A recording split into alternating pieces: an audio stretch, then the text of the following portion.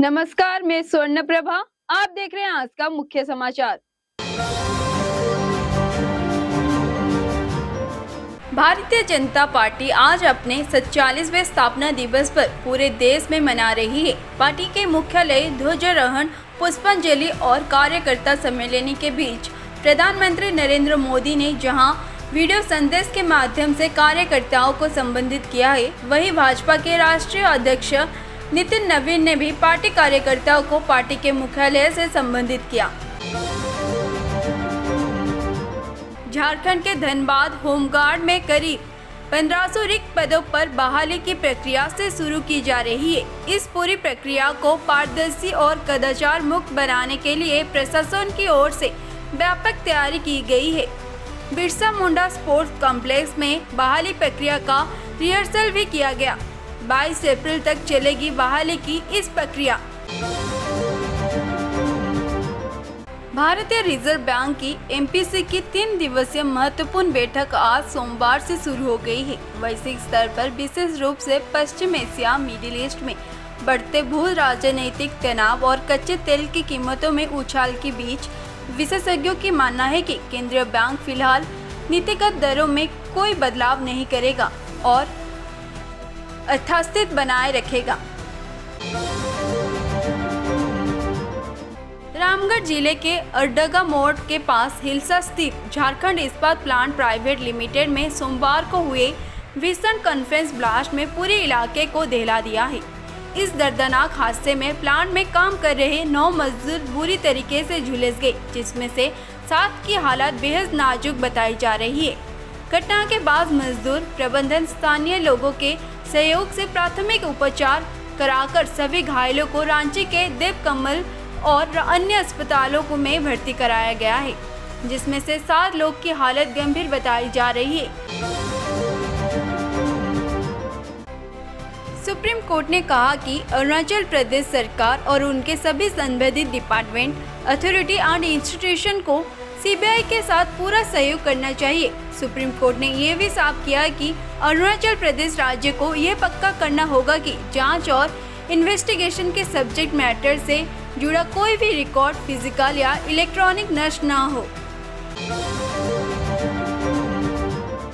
Iran और पश्चिम Asia में जारी भू राजनीतिक तनाव के कारण पैदा हुआ ऊर्जा संकट के बीच सार्वजनिक खेत तेल company Indian oil corporation IOCL ने बड़ी राहत खबर दी है।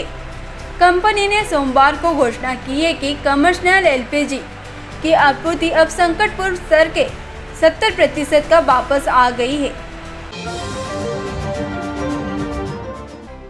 फेसबुक पर खुद को एक महिला बताने वाले एक अनजान शख्स की बातों पर विश्वास करके तेलंगाना में हैदराबाद के कोड़ापुर इलाके में एक सॉफ्टवेयर इंजीनियर ने 2.36 करोड़ रुपए के गवा दिए। पीड़ित की शिकायत के आधार पर साइबर क्राइम पुलिस ने शनिवार को मामला दर्ज किया। पुलिस के मुताबिक हैदराबाद के कोड़ापुर इलाके में रहने वाली सॉफ्टवेयर इंजीनियर वीरभद्र राव के पिछले साल अगस्त में फेसबुक पर एक फ्रेंड रिक्वेस्ट मिली। कोरा नाम की एक परिचय देने वाली महिला ने कहा कि सिंगापुर से है और अभी मुंबई में काम कर रही है। आयकर विभाग ने सोमवार 6 अप्रैल को चेन्नई में DMK के पूर्व नेता जाफर सादिक से जुड़े परिसरों सहित अन्य जगहों पर तलाशी की। चुनाव से जुड़े संदिग्ध वित्तीय लेन देन के मामले में यह कार्रवाई की गई। अधिकारियों के अनुसार 10 से अधिक स्थानों पर छापेमारी की।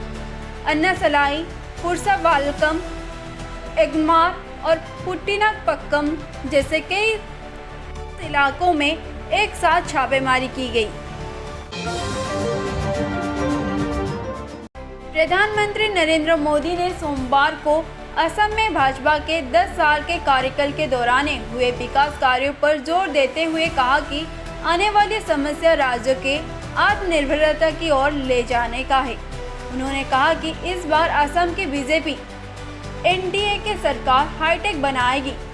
बारपेटा में एक रैली में बोलते हुए प्रधानमंत्री ने कांग्रेस पार्टी के निशाना साधा और उन पर अपकाली दृष्टि के साथ काम करने का आरोप लगाया, जबकि उन्होंने भाजपा के तुलना करते हुए पार्टी के दीर्घकालीन दृष्टि ब्रेकिंग कार्य के दृष्टिकोण को जोर दिया।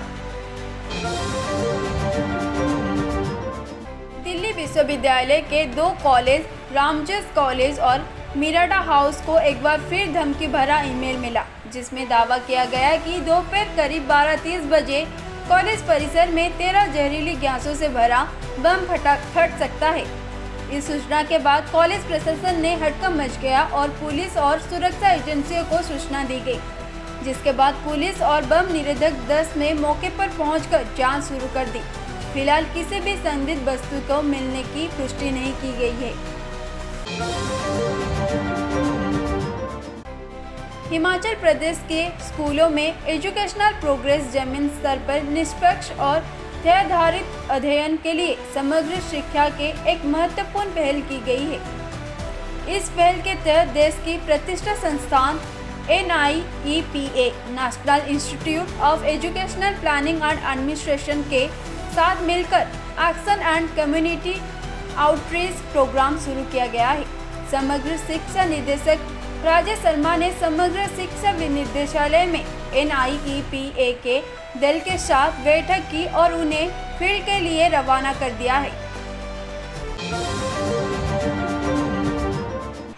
मंगोलिया में एशियन बॉक्सिंग चैंपियनशिप 2026 के 7वें दिन भारतीय महिला बॉक्सिंग टीम ने अपना शानदार प्रदर्शन जारी रखा, जिसमें मीनाक्षी और जैस्मिन ने सुबह के सेक्शन में एक मैच से जीत हासिल की। उनकी जीत ने कंपटीशन में शामिल सभी भारतीय महिला बॉक्सिंग के लिए मेडल पक्का कर दिया, जिसमें हर कोई सेमीफाइनल में पहुंच गया। इस बीच लोकेश, आकाश और हर्ष चौधरी की जीत ने यह पक्का कर दिया कि 6 भारतीय पुरुष बॉक्सर सेमीफाइनल में पहुंच गए।